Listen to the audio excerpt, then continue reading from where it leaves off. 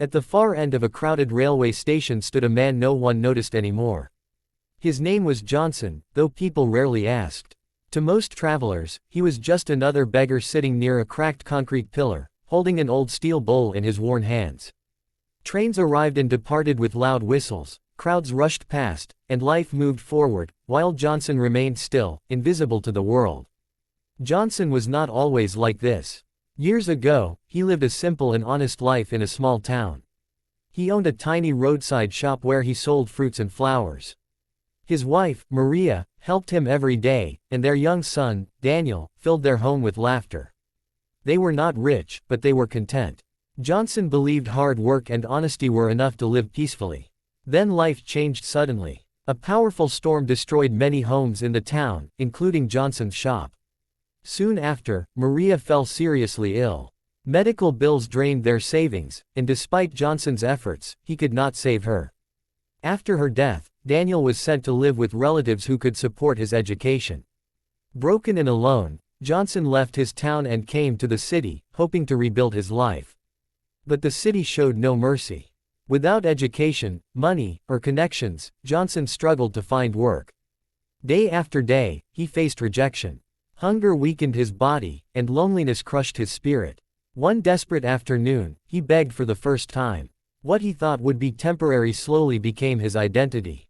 Years passed, and Johnson accepted begging as his fate.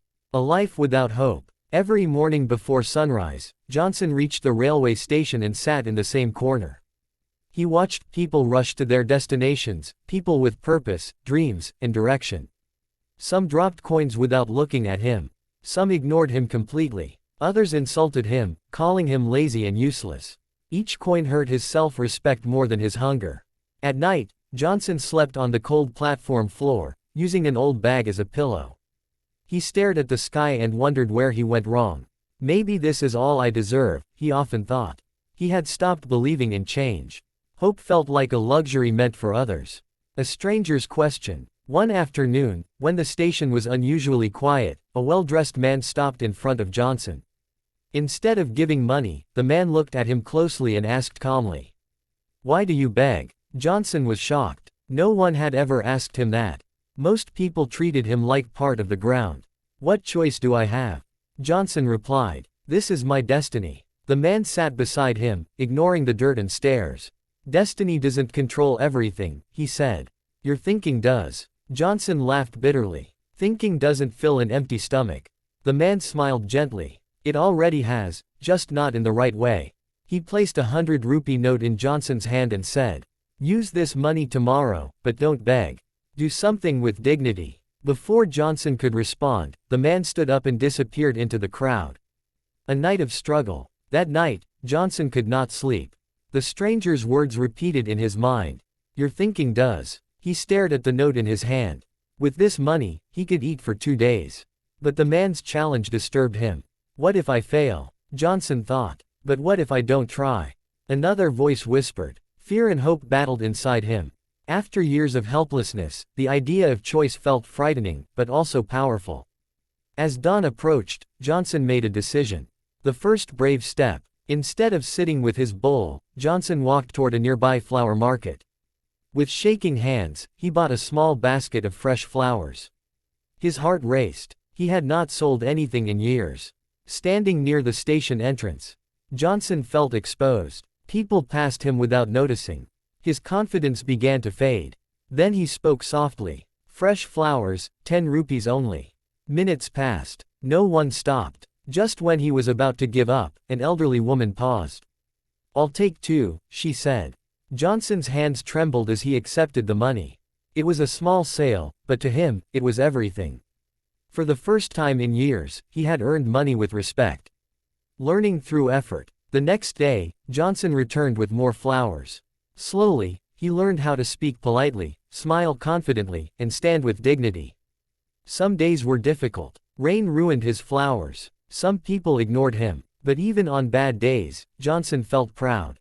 He was tired, but hopeful. Week by week, Johnson's confidence grew. He saved money, bought better flowers, and expanded his small business. People at the station began to recognize him, not as a beggar, but as the flower man. Facing challenges. One day, a shopkeeper mocked him.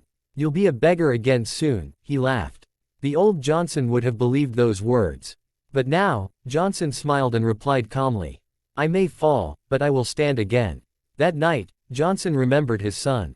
He dreamed of meeting Daniel someday, not as a beggar, but as a man of dignity. A new beginning. Months passed. Johnson saved enough money to rent a small stall near the station. He expanded his business, selling garlands and decorations. Travelers trusted him. His honesty became his identity. One morning, Johnson saw a familiar face, the well-dressed man who had changed his life. Johnson approached him with folded hands. "You didn't give me money," he said.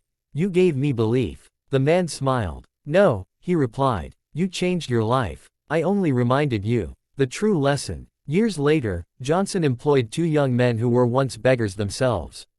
He often shared his story with them. "Begging is not the biggest problem," he said. "Believing that you cannot change is." Johnson reunited with his son, who was proud of his father's journey. Though life had tested him cruelly, Johnson had learned its greatest lesson. Change your thinking, and your life will change on its own.